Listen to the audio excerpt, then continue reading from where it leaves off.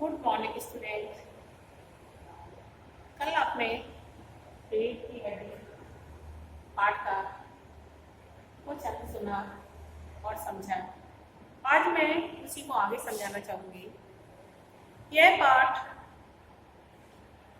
स्त्री जीवन की एक विडंबना को दर्शाया गया है कि किस तरह से लड़की को देख सुनकर उसके साथ विवाह किया जाता है, उसे एक वस्तु की तरह खरीद फरोख्त की जाती है और फिर उसके जीवन को कभी कभी नर्क में ढकेल दिया जाता है।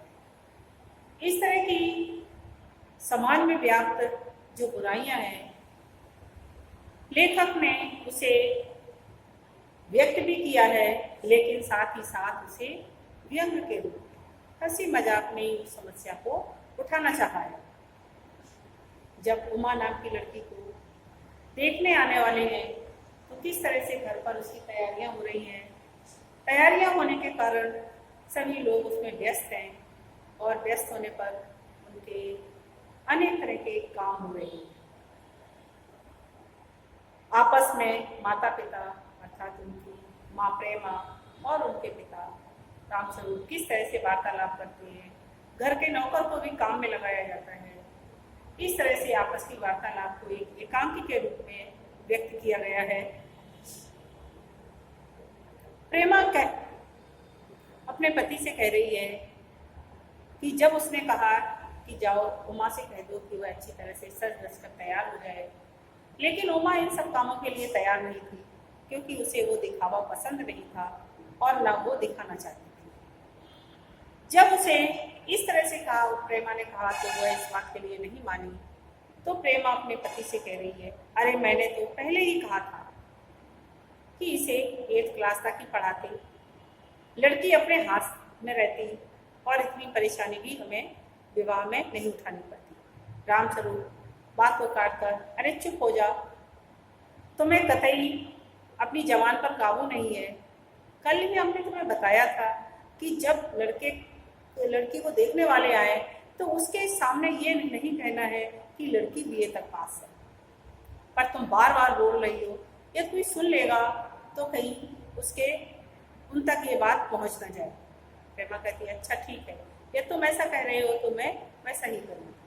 रामस्वरूप फिर कहती हैं, तो उमा को जैसे भी हो उसे तैयार करवाओ, उसे पाउडर वाउडर लगा करके अच्छी तरह मेकअप करवा के और नाश्ता लेकर के जब लड़के वाले आए तो उसके पास भेजना।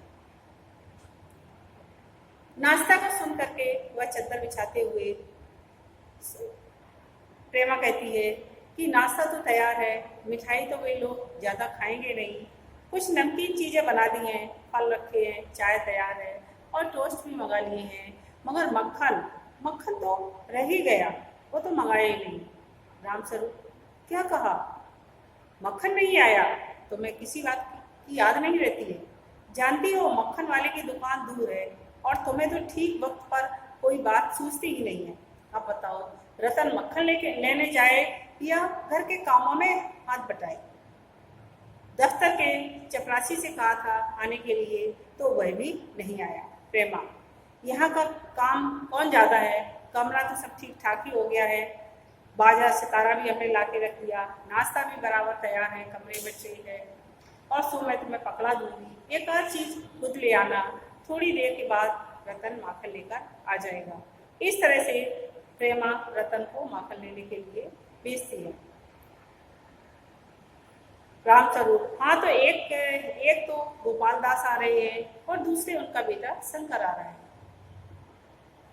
उमा से कह देना कि जरा करीने से आए, ये लोग जरा ऐसे ही है, गुस्से में मुझे गुस्सा तो बहुत आता है, पर ये दकियानूसी ख्यालों के हैं, पढ़े लिखे तो हैं, वकील हैं, अच्छी सभा सोसाइटियों में बैठते हैं, मगर लड़की चाहते हैं कि वह ज़्यादा पढ़ी लिखी ना हो। प्रेमा और लड़का रामस्वरूप, बताया तो है तुम्हें, बाप शेर है तो लड़का सवासी, BSc के बाद लखनऊ में ही पढ़ता है, मेडिकल कॉलेज में पढ़ रहा है, शादी का सवाल दूसरा है, तालीम का दूसरा।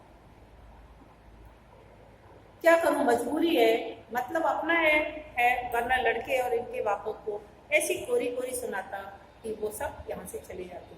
रतन, चुपचाप खड़ा सुन रहा है।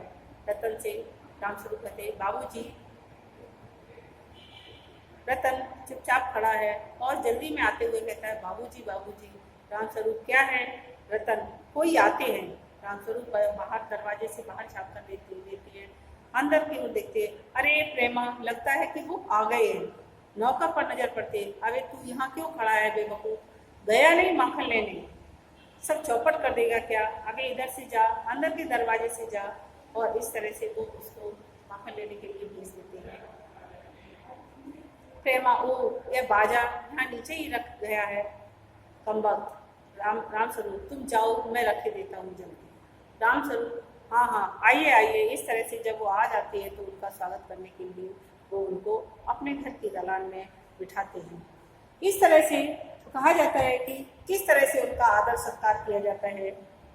वो उनको अपने घर के बरामदे में बिठाते हैं और बिठाने के बाद उनसे हाल चाल पूछते हैं, कहते हैं कि कहीं किसी रास्ते में कोई परेशानी तो नहीं हुई।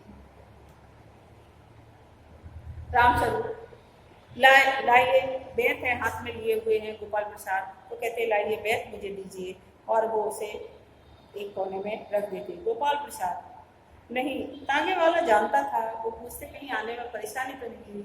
तो कहने बता रहे गोपाल प्रसाद, नहीं, तांगे वाला जानता था और वो मुझे यहाँ तक ले आया। रामस्वरूप, हाँ हाँ, तो बहुत बड़ी आपकी मेहरबानी, मैंने आपको तकलीफ दी। गोपाल प्रसाद, नहीं, अरे साहब, जैसा मेरा काम वैसा आपका काम, आखिर लड़के को शादी तो करनी ही है, बल्कि ये कहिए कि मैंने आपके लिए खासी परेशानी कर दी। रामस्वरूप हंसते, ये लीजिए, आप तो मुझे कांटों में घसीटने लगे, हम तो आपके हैं। और हाँ हाँ, मैं तो आपके सेवक हैं। और कहिए शंकर बाबू, कितने दिनों की छुट्टियां हैं? शंकर जी, कॉलेज की तो छुट्टियां नहीं है, वीकेंड में चला आया हूँ। रामस्वरूप, आपके कोर्स खत्म हो गए हैं तो अब साल भर रहा होगा? जी नहीं, यही कोई साल 2 साल। रामस्वरूप, साल 2 साल? शंकर, हाँ जी जी जी, एक आधा साल का मार्जिन लेकर चलता हूँ। जो उनके पढ़ाई के बारे में रामस्वरूप पूछते तो वो कहते, साल 2 साल रह गए। रामस्वरूप कहते, क्योंकि अभी तुम्हारा समय हो गया तो 1 साल ही रह गया होगा। बोले, नहीं, 1 आध साल का मार्जिन लेके चलता हूँ। अर्थात वह शंकर पढ़ने में बहुत अधिक होशियार नहीं है और सिर्फ वह ये दिखा रहा है कि वह देखे कॉलेज में पढ़ रहा है। इस तरह की समाज में अनेक तरह की कुरीतियाँ होती हैं। लड़का चाहे जैसा हो, अच्छा हो या बुरा हो, या फिर कम पढ़ा लिखा हो, लेकिन लड़की को हमेशा इस तरह से रखना चाहते हैं दबाकर कि वह अपना सिर ना उठा सके या अपनी मन की बात को ना कह सके या किसी भी तरह की अन्याय का विरोध ना कर सके। इस तरह से करके उसको रखना चाहते हैं। तो लेखक ने उन्हीं बातों को संकेत किया है। धन्यवाद।